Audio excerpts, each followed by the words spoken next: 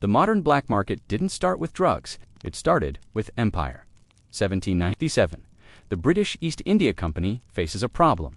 Not a military problem, not a political problem, a financial problem, one that threatens the entire economic relationship between Britain and China.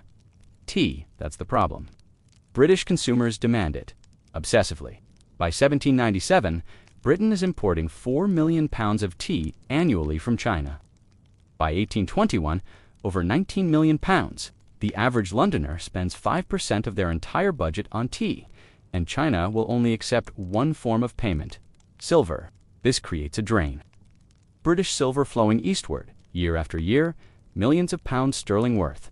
Depleting reserves, threatening financial stability. The trade imbalance is catastrophic. Britain needs something China wants, something valuable enough to reverse the silver flow. Something that can be produced in British-controlled territory and sold for profit in Chinese markets. The solution? Opium. Not just selling opium, building the infrastructure for industrial-scale drug trafficking. Creating distribution networks that span continents, establishing financial mechanisms to launder proceeds. Corrupting officials, bribing smugglers, operating outside Chinese law while protected by British state power.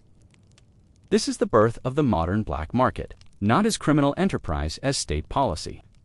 The British government, through the East India Company, constructed the first truly global illicit economy, a system generating millions in annual revenue through illegal drug sales. And here's what makes it revolutionary: the structure, the mechanisms, the way private profit was generated through public cost, the way enforcement was deliberately undermined, the way expansion became unstoppable once financial incentives aligned. Every black market today, every illicit economy, every transnational criminal network operates on principles established during the opium trade. The blueprint was created between 1797 and 1860, and it's still being used. Let's understand the financial trap Britain faced, because this explains why a supposedly civilized empire became the world's largest drug cartel. 1700s, Britain discovers Chinese products: tea, silk, porcelain. These aren't luxuries for the wealthy. They're mass-market consumer goods. Middle-class British households want tea, lots of it. The demand is insatiable. China produces these goods efficiently, high quality, competitive prices. But China doesn't want British products in return. Chinese consumers have no interest in British manufactured goods, no demand for British textiles. Chinese produce their own silk, better quality. British exports to China are negligible. This creates the imbalance. Britain buys Chinese goods. China won't buy British goods. Payment must be in silver. Silver flows from Britain to China continuously, without reciprocal flow. By early 1800s, the problem is severe. The East India Company alone is spending over 19 million pounds on Chinese goods between 1821 and 1830. Over 90% on tea. This is not sustainable. The silver drain threatens British economic stability. Reserves are finite. Continue at this rate, Britain faces currency crisis, devaluation, economic collapse. Traditional solutions don't work. Can't force China to buy British goods. Can't reduce British demand for tea. It's too culturally embedded. Can't find alternative tea sources. China monopolizes production. No viable option exists within legitimate trade. So the East India Company turns to illegitimate trade, specifically opium. Opium had been used in China for centuries, medicinally, recreationally, among elites. Small-scale trade existed. But 1770s, the company sees opportunity. Massive opportunity. The company controls Bengal, Indian province with ideal conditions for poppy cultivation. In 1773, they establish a monopoly over Bengal opium production. This is critical. State control over drug manufacturing. Here's how it works. Company licenses farmers to grow poppies, provides advances, seeds, technical support. Farmers harvest opium resin, deliver it to company factories at Patna and Gazipura.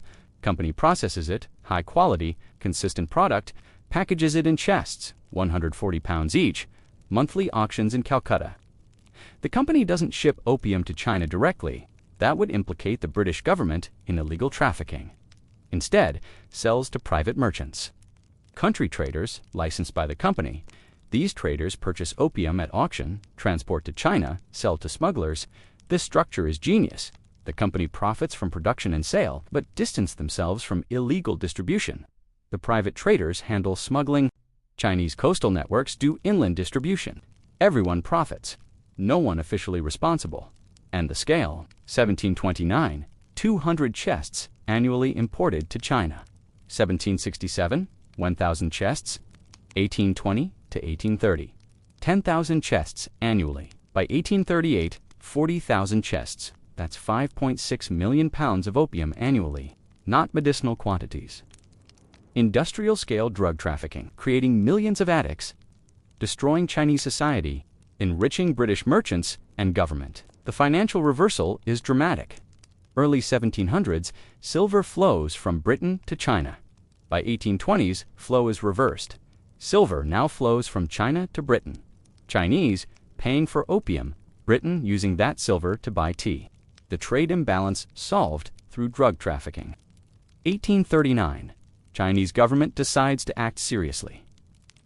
Commissioner Lin Zexu, sent to Canton, aggressive enforcement, destroys 20,000 chests of British opium. 2.6 million pounds thrown into Pearl River. Lin Zexu writes to Queen Victoria, appeals to morality, points out Britain prohibits opium in Britain. Why force it on China? The letter receives no response. British government ignores moral arguments. Economic interests prevail. Britain's response? War. First Opium War, 1839 to 1842. British Navy versus Chinese forces. Technological mismatch. British steamships, modern artillery, Nemesis-class warships, Chinese junks, outdated weapons. Decisive British victory. The battles are massacres. Battle of Chunpi. British steamship Nemesis destroys Chinese war junks. Naval superiority is total. Chinese forces can't compete. Modern industrial military power versus traditional forces, no contest. Treaty of Nanking, 1842. China pays 21 million silver dollars indemnity, opens 5 treaty ports to foreign trade, cedes Hong Kong Island to Britain in perpetuity, and critically, doesn't explicitly legalize opium, but British force free trade, meaning opium trade continues, now with treaty protection. The indemnity includes compensation for destroyed opium. China pays Britain for opium, Lin Zexu destroyed, forced to reimburse drug traffickers. This precedent is astonishing. Government destroys illegal drugs, gets invaded, forced to pay for the drugs they destroyed. The illegal market enforced by military power. Second Opium War, 1856 to 1860. China tries restricting trade again. Britain and France attack together. Another decisive victory. More advanced military technology, more Chinese defeats. More unequal treaties. Treaty of Tientsin, 1858, opens 11 more ports, legalizes opium imports explicitly, permits Christian missionary activity. Foreign diplomats allowed in Beijing. China forced to legalize the drug trade that's destroying their society through military conquest.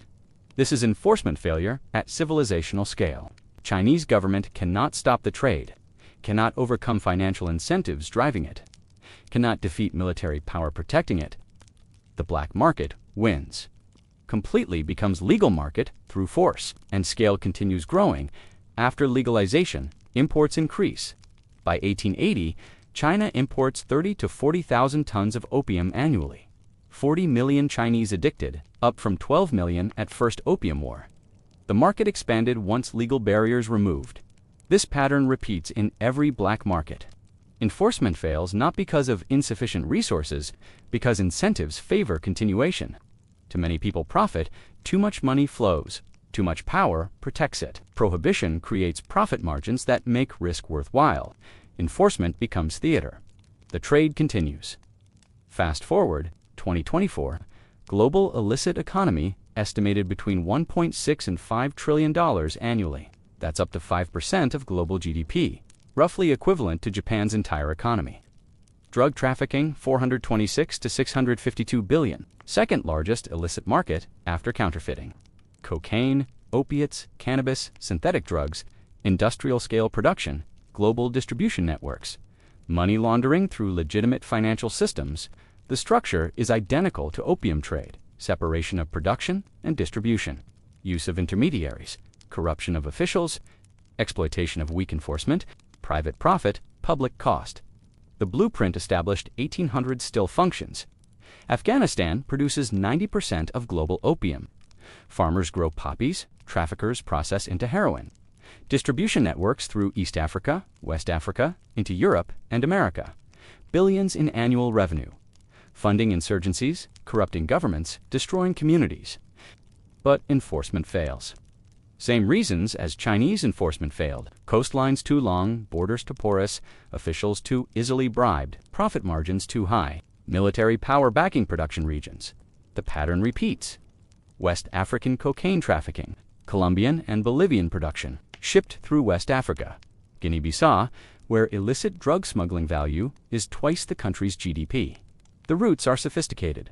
Coastal landing sites, corruption of port officials, use of diplomatic pouches, exploitation of weak governance, private planes landing on remote airstrips, fast boats bypassing naval patrols. The smuggling infrastructure mirrors opium trade methods, updated with modern technology. Nigeria becomes transit hub.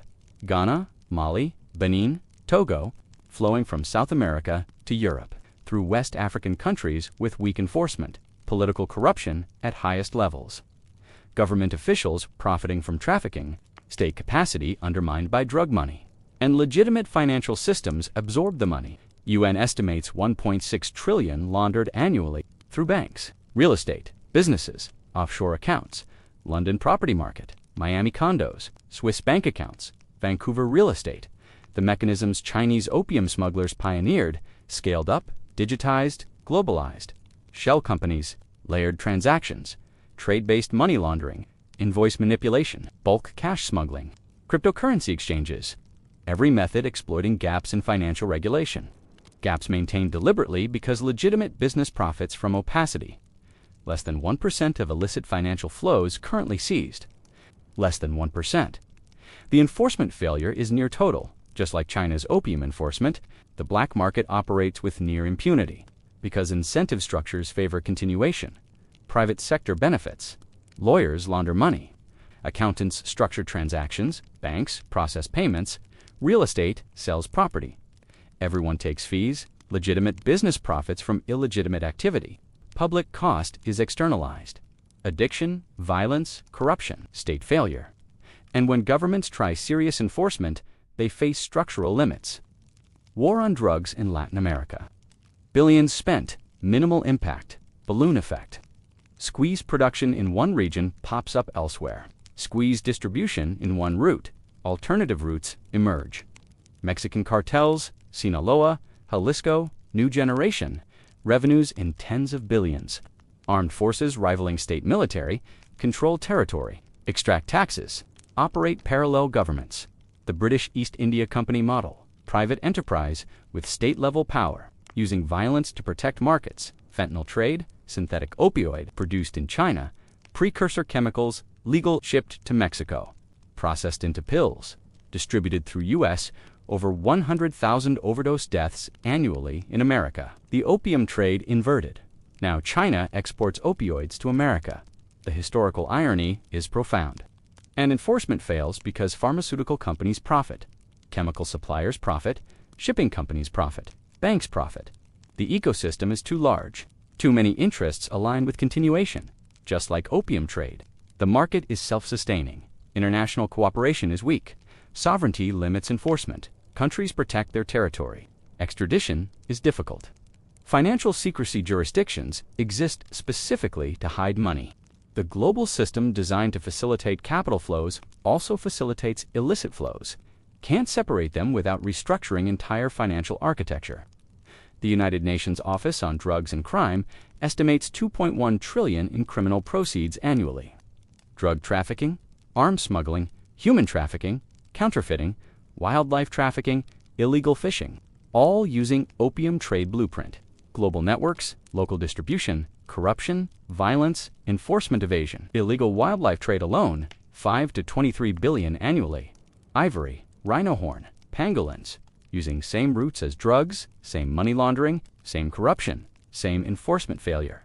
The infrastructure is interchangeable. The methods are proven. So what did we learn? What pattern did the opium trade establish? Illegal markets don't disappear, they evolve.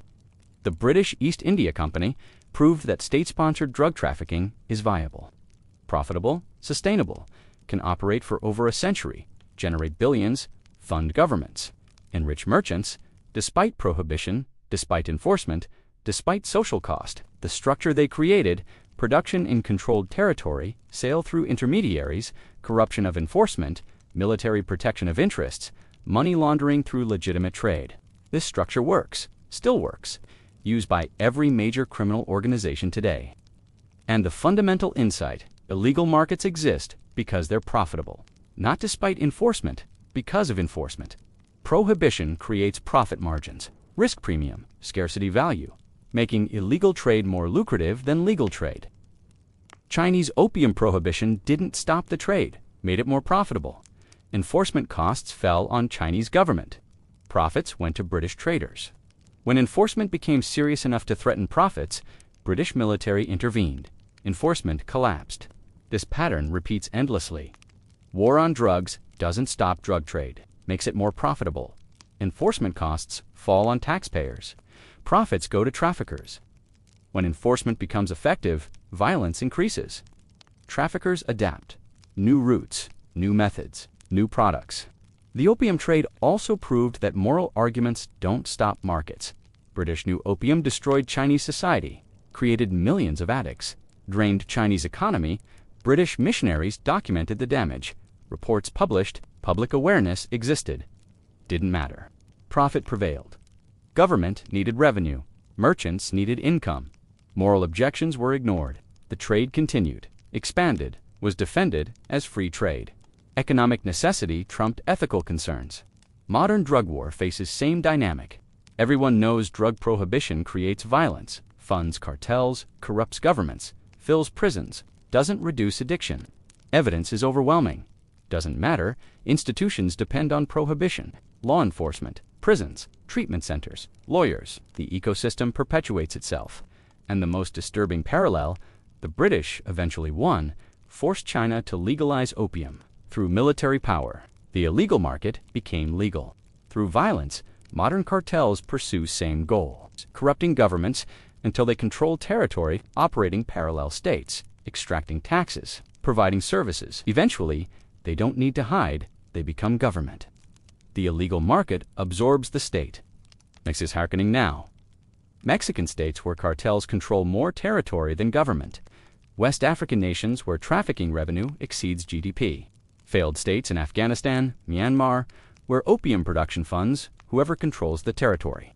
The opium trade showed that illegal markets can scale to civilizational size, can persist for generations, can defeat enforcement indefinitely, can eventually consume the institutions trying to stop them, and the financial architecture is permanent. Once you create global networks for moving illegal goods and money, they don't disappear, get repurposed. Opium routes became heroin routes, became anything profitable routes. The infrastructure is modular, adaptable, efficient, proven over centuries. Every new prohibition creates new profit opportunity. Same networks, same methods, different product. Illegal markets are now permanent features of global economy, 1.625 trillion annually. Too big to eliminate, too profitable to abandon. Too many institutions depend on them. Enforcement, lawyers, banks, all profit from prohibition's existence. The British East India Company built this, proved the model, demonstrated that state-sponsored illegal markets work, generate enormous wealth, can be sustained indefinitely, can be protected with military force, can eventually become legal through corruption or conquest. Every modern black market follows this blueprint, uses these methods, exploits these incentive structures. The template was created 1800s, we're still using it, still failing to overcome it, still paying the costs while others collect the profits. That's the legacy of the opium trade. Not just Chinese addiction, not just British wealth. The structural template for illegal markets everywhere. The proof that prohibition creates what it claims to destroy. The demonstration that enforcement cannot overcome profit. Illegal markets don't disappear, they evolve, they professionalize, they corrupt, they scale, they win. That's the hidden history. That's the blueprint. That's the system we still live under. The opium trade showed how war finance could thrive in the shadows, outside law, morality, and accountability. But shadow markets aren't where this story began. Long before banks, bonds, or black markets, one empire built a system that made war financially self-sustaining from the inside. That story begins with the Mongol Empire. Check out the next video, where we examine the secret financial system behind the Mongol Empire. If you appreciate analysis that reveals the structural patterns beneath surface events, like the video, subscribe and share.